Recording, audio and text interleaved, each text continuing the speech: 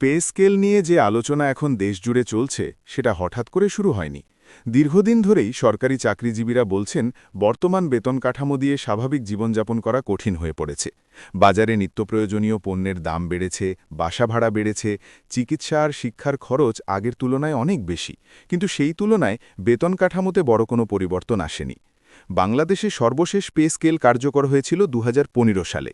সেই সময়ের সঙ্গে এখনকার পরিস্থিতির পার্থক্য বিশাল। এই বাস্তবতা থেকেই নবম পে স্কেলের দাবি সামনে আসে। কর্মচারী সংগঠনগুলো বলছে নতুন পে স্কেল ছাড়া বর্তমান সংকট মোকাবিলা করা সম্ভব নয়। সবচেয়ে বেশি যে কথাটা শোনা যাচ্ছে সেটা হলো ৩৫,০০০ টাকা ন্যূনতম বেতন। এখানে খুব পরিষ্কারভাবে একটা কথা বলা দরকার, ৩৫,০০০ টাকা এখনও কোনো সরকারি সিদ্ধান্ত নয়, এটা কোনো গেজেট নয়, কোনো প্রজ্ঞাপন নয়, এটা হচ্ছে কর্মচারী সংগঠনগুলোর দেওয়া একটি প্রস্তাব। তাদের দাবি অনুযায়ী নতুন পে স্কেলে ন্যূনতম বেতন ৩২ থেকে ৩৫,০০০ টাকার মধ্যে হওয়া উচিত, যাতে বর্তমান বাজার পরিস্থিতির সঙ্গে সামঞ্জস্য থাকে। কিন্তু প্রস্তাব আর চূড়ান্ত সিদ্ধান্ত এক বিষয় নয়। সরকার এখনও আনুষ্ঠানিকভাবে ঘোষণা দেয়নি যে ন্যূনতম বেতন ৩৫,০০০ টাকা হবে।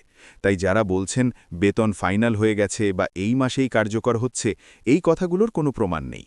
আরেকটি গুরুত্বপূর্ণ বিষয় হচ্ছে ১৩ গ্রেড। বর্তমানে সরকারি চাকরিতে ২০টি গ্রেড রয়েছে। নতুন পে স্কেল প্রস্তাবে বলা হয়েছে গ্রেড সংখ্যা কমিয়ে ১৩ করা হতে পারে।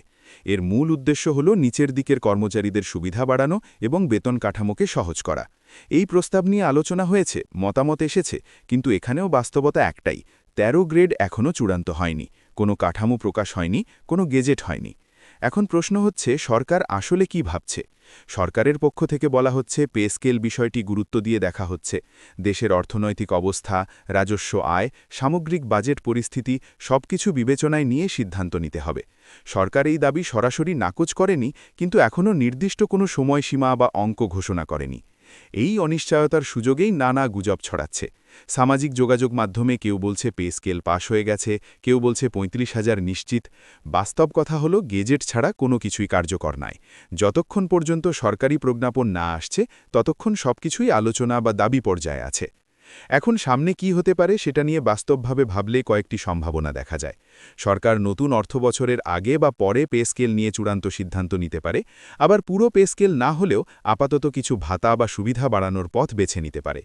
কর্মচারীদের আন্দোলন বা চাপ বাড়লে আলোচনা দ্রুত হওয়ার সম্ভাবনাও থাকে, তবে রাতারাতি সবকিছু হয়ে যাবে এমন আশা করা বাস্তবসম্মত নয়। সবশেষে এক কথায় বলা যায়, নবম পে স্কেল এখনও কার্যকর হয়নি, ৩৫,০০০ টাকা ন্যূনতম বেতন এখনও দাবি, ১৩ গ্রেড এখনও প্রস্তাব। সরকার বিষয়টি নিয়ে আলোচনা করছে, কিন্তু এখনও চূড়ান্ত সিদ্ধান্ত দেয়নি। তাই গুজবে বিভ্রান্ত না হয়ে সরকারি ঘোষণার অপেক্ষা করাই সবচেয়ে যুক্তিসঙ্গত।